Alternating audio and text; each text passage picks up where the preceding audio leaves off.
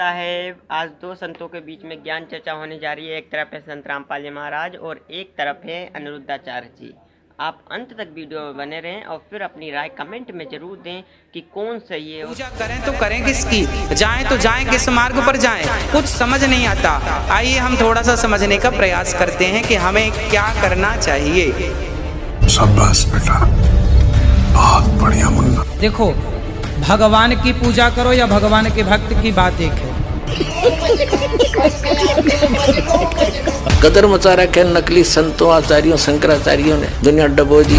पूजा करें तो करें किसकी, आज इसी सवाल को विस्तार से क्लियर करने के लिए हम आपके बीच दो संतों के आध्यात्मिक विचार लेकर आए हैं। इस आध्यात्मिक ज्ञान चर्चा में एक तरफ हैं अनिरुद्ध आचार्य जी महाराज और दूसरी तरफ हैं संत रामपाल जी महाराज। इन आध्यात्मिक संतों में किसका ज्ञान उत्तम है, कमेंट करके हमें अपनी राय अवश्य दें। अगर इस चैनल पर आप पहली बार आए हैं तो फटाफट से वीडियो को लाइक और चैनल को सब्सक्राइब जरूर कर दें। तो चलिए वीडियो शुरू करते हैं। अच्छा, कई बार ये प्रश्न खड़ा होता है लोगों के अंदर कि ये शिव कौन है, ये भगवान शंकर कौन है, ये राम कौन है, ये कृष्ण कौन है, ये दुर्गा मैया कौन है। हम नाम किसका जपें, कंफ्यूज हो जाते हैं लोग। दुर्गा जी का नाम जपें कि राम जी का नाम जपें कि शंकर जी का नाम, क्या नाम जपें। कोई राम राम जपने को कहता है, कोई कृष्ण कृष्ण जपने को कहता है, कोई नारायण नारायण जपने को कहता है, कोई ओम नमः शिवाय जपने को कहता है, तो कोई दुर्गा माँ की उपासना बता के चला जाता है। अब लोग कंफ्यूज हो जाते हैं कि जपें तो जपें क्या, पूजा करें तो करें किसकी, जाएं तो जाएं किस मार्ग पर जाएं, कुछ समझ नहीं आता। आइए हम थोड़ा सा समझने का प्रयास करते हैं कि हमें क्या करना चाहिए। आज भागवत के प्रथम अध्याय के प्रथम श्लोक जो महात्म्य है उसमें ही स्पष्ट हो गया है कि सच्चिदानंद रूपाय विश्वोत्पत्त्यादि हेतवे। अब यहाँ से स्पष्ट ये हो रहा है कि भगवान कौन है।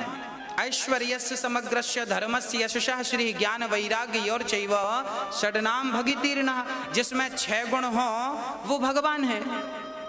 हाँ भाई, जिसमें बल अधिक हो से बलवान कहते हैं, जिसमें धन अधिक हो से धनवान कहते हैं, और जिसमें भग हो उसे भगवान कहते हैं। भग मतलब 6 चीजों के समूह को भग कहते हैं। जिसके अंदर ज्ञान हो, वैराग्य हो, ऐसे परमात्मा को भगवान कहते हैं। और यह भगवान ही 3 रूपों में, जब भगवान को सृष्टि करनी हुई तो भगवान 3 रूपों में प्रकट हो गए। वह राम ही, वह नारायण ही शिव रूप में प्रकट हो गए, वह नारायण ही ब्रह्मा रूप में प्रकट हो गए, और 3 बनकर के इन्होंने सृष्टि को उत्पन्न किया, पालन किया और शिव बनकर संहार कर दिया।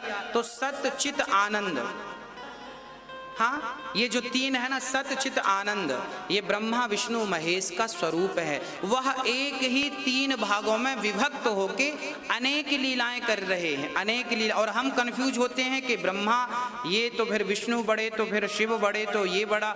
कोई बड़ा और कोई छोटा नहीं है। और हमारे नारायण, हमारे सनातन धर्म में जो भगवान है वो एक ही है। एको ब्रह्म द्वितीयो नास्ति, ईश्वर एक है, ना 2 थे, ना 2 हैं और ना 2 हो सकते हैं। ईश्वर एक ही है। वह एक ही जब संकल्प लेते हैं तो एको हम बहुत श्यामा, एक ही बहुत हो जाते हैं, एक ही बहुत बन गए। ये संकल्प मात्र की लीलाएं हैं। तो परमात्मा सच्चिदानंद रूपाय विश्वोत्पत्त्यादि हेतवे, वो विश्व की उत्पत्ति, पालन और संहार करते हैं। दोस्तों, अभी आपने सुने अनिरुद्ध आचार्य जी महाराज के आध्यात्मिक विचार। आइए अब सुनते हैं संत रामपाल जी महाराज के आध्यात्मिक विचार। ब्रह्मा और विष्णु और शिव और रुद्र, महेश्वर जिसको कहते हैं, ये भगवान नहीं है, ये ईश नहीं है।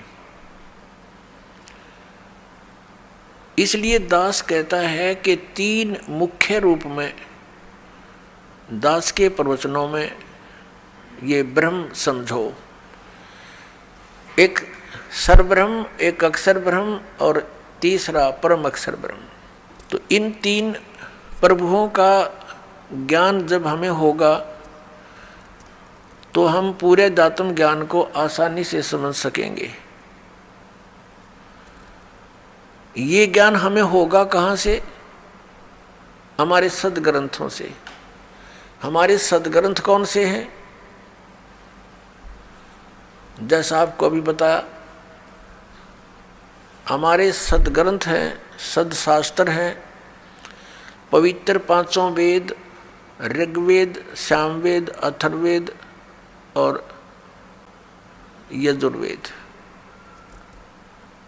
और पांचवा वेद सूक्ष्म वेद जो परमात्मा स्वयं आकर ज्ञान देता है। और ये हिंदू धर्म के गुरुजी बताते हैं पांचवा वेद महाभारत है। पांचवा वेद महाभारत, ये इनकी अपनी सोच है। ये पांचवा वेद महाभारत नहीं है। वैसे तो कितने वेद बना लो, ज्ञान अपने मर्जी से, जैसे बोध माने ज्ञान ही होता है। 18 बोध 18 ज्ञान ये पुराण है। 18 बोध अलग हैं और उनमें से एक बोध पुराण है, और पुराणा के फिर 18 विभाग हो गए। इस प्रकार हमने इस तत्व ज्ञान को समझना है। प्रसंग चला है कि परमात्मा की प्राप्ति के लिए हम इतना कठिन प्रयत्न करते हैं। प्रत्येक मानव ये मानता है कि कोई शक्ति है जो हमें सुखी कर सकती है, कोई ऐसी पावर है, तो उसकी उस समर्थ शक्ति को किसी ने तो अपने हिसाब से किसी देव को मान लिया कि ये समर्थ शक्ति है, दूसरे ने मान लिया ये ऐसी समर्थ शक्ति है, ये है पूर्ण परमात्मा, किसी ने किसी को। तो ये निर्णय कहाँ से होगा कि पूर्ण परमात्मा कौन है? जैसे आपके समक्ष श्री ब्रह्मा जी रजगुण, श्री विष्णु सतगुण, श्री शिव जी तमगुण, ये तो रिजेक्ट हो गई, ये गॉड नहीं है, ईश नहीं है, क्योंकि इन्हीं के इतिहास में लिखा है, इनके पिता ने बोला है, सदाशिव ने कह दिया। ठीक है, अब ये सदाशिव कौन है? ये कहता मेरा एक ओम अक्षर है। ओम अक्षर किसका है? ब्रह्म का। तो ये ब्रह्म ही सदाशिव रूप में प्रकट हो गया।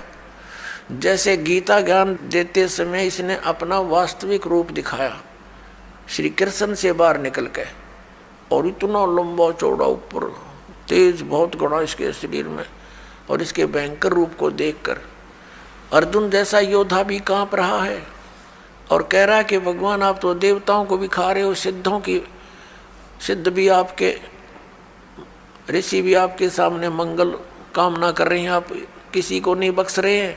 तो 11वें अध्याय के 32वें श्लोक में कहता है कि मैं काल हूँ भाई और अपरिवर्त हुआ हूँ। श्री कृष्ण काल नहीं थे।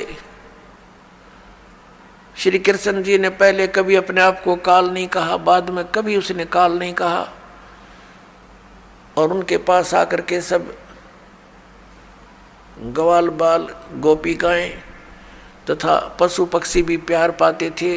तो श्री कृष्ण काल नहीं थे, ये काल था श्री कृष्ण यानी विष्णु जी के पिताजी, जो इनको भी यहाँ अज्ञान से परिपूर्ण करके रोके हुए हैं।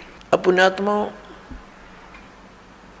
उस कौन से परमात्मा की हम भक्ति करें, इसका निर्णय हमारे सदग्रंथों में। सदग्रंथ आपको बता दिया, ये 5 वेद, और इन 4 वेदों का निष्कर्ष संक्षेप श्रीमद् भगवत गीता में इस ब्रह्म ने ही बोला है, जो अभी विष्णु और ब्रह्मा जी को कह रहा था कि तुम ईश नहीं हो, तुमने अपने आप को ईश मानकर, कर्ता मानकर बहुत भारी गलती की है, बड़ा अचरज किया है, असंभव बात की है तुमने, कही है तुमने। तो ये भगवान नहीं है, ये तो क्लियर हो गया। और ये गीता ज्ञान दाता यही है, ब्रह्म है, सरपुरुष है, श्री कृष्ण में प्रवेश करके बोलता है। ये स्वयं कभी किसी के समक्ष नहीं आता, इसने प्रतिज्ञा कर रखी है। श्रीमद् भगवत गीता अध्याय नंबर 7 के श्लोक 24 और 25 में यही गीता ज्ञानता था। ये ब्रह्म, ये काल, सदाशिव जिसको कहते हैं, ये कहता है कि मैं कभी किसी के समक्ष अपने वास्तविक रूप में नहीं आता। मुझ अव्यक्त को यह व्यक्तिम आपनम मनन्ते, ये बेबुद्धि के लोग, मंदबुद्धि के व्यक्ति मुझे श्री कृष्ण मान रहे होंगे व्यक्ति रूप में प्रकट। I am not Krishna. मैं अपनी योग माया से छुपा रहता हूँ, मैं कभी किसी के समक्ष नहीं आता। ये मेरा अनुत्तम एक नियम है, घटिया नियम है और अविनाशी अटल नियम है कि मैं कभी अपने वास्तविक रूप में, जो ये मेरा रूप है, असली मैं काल हूँ, मैं किसी के समक्ष नहीं आता। तो ये कहता है कि मुझे ये कृष्ण मान रहे हैं, मैं कृष्ण नहीं, मैं गुप्त अपने कार्य जो करता हूँ, मेरे कर्म और जन्म अलौकिक हैं। श्रीमद् भगवद गीता अध्याय नंबर 4 के श्लोक नंबर 5 और 9 में इसने स्पष्ट किया है। इसके जन्म और कर्म अलौकिक कैसे हैं, ये अभी आने वाले समय में आपको बताएंगे। यहाँ प्रसंग चल रहा है कि 3 पुरुष हैं। अब साथ में एक कंसेप्ट और क्लियर करना पड़ेगा कि कौन से सदग्रंथ हैं जिनको हम प्रमाणिक माने। जैसे उपनिषद हैं, कोई कठोर उपनिषद है, कोई मांडुक्य उपनिषद है। ये मांडुक्य नाम का एक ऋषि था, उसने जैसा वेदों को समझा और जो अपना भक्ति विधि अपनाई और उससे जो उसको अनुभव हुआ, उसने अपना अनुभव लिख दिया। वो उस मांडुक्य ऋषि का अपना अनुभव है। उस उपनिषद में जितना भी ज्ञान वेद और गीता से मिलता है तो वो वेद और गीता का है, बाकी का उस मांडुक्य के अपने घर का है, वो हमें मान्य नहीं है, जो वेद विरुद्ध है। ऐसे ही अन्य उपनिषद समझे आप। तो ये ऋषिकृत है और ये वेद और गीता ये परमात्मा कृत है, प्रभु कृत है। गीता जी के अंदर थोड़ी सी भिन्नता है। जैसे जो ज्ञान वेदों वाला है वो सही है, कुछ ज्ञान में इसने अपनी अटकल लगाई है। ब्रह्म ने जो वेदों में ज्ञान दिया वो तो पूर्ण परमात्मा ने दिया है, इसके अंदर फीड कर दिया, इसका उसमें कोई रोल नहीं रहा। लेकिन आगे इसने ज्ञान दिया है तो ये बीच में इसका ये कहा जाता है कि ब्रह्म दत्त, ये ब्रह्म ने दिया ज्ञान। जैसे ये जीव है, ये है तो भगवान का, और जिस माँ से जन्म ले लिया तो वो फिर उसका अधिकार मानती है कि ये मेरा है, ऐसा समझ लीजिए। और फिर उसी का ही कहा जाता है, बोला जाता है व्यवहार में। तो ऐसे ही चारों वेद पूर्ण परमात्मा ने दिए थे, इसके अंदर फीड कर दिए थे अंतःकरण में ब्रह्म के, सरपुरुष के। इस सरपुरुष ने, ब्रह्म ने अपने श्वासों के द्वारा इसको बाहर निकाला, अपने आप निकल के समय आने पर समुद्र के अंदर। फिर इसने बाद में चारों को छुपा दिया था, जो बाद में सागर मंथन करने पर ब्रह्मा जी को प्राप्त हुए। एक इसने नष्ट कर दिया, 5वां वेद, जो जिसके देने के लिए परमात्मा को स्वयं आना पड़ता है। प्रत्येक युग में आते हैं और वो सच्चिदानंद घन ब्रह्म की वाणी वो स्वयं बोलकर हमें ज्ञान देकर जाते हैं, हमारा कल्याण करवाते हैं। तो उस वेद ज्ञान को इसने भी पढ़ा, उसके आधार से फिर इसने गीता में वेदों वाला ज्ञान दिया।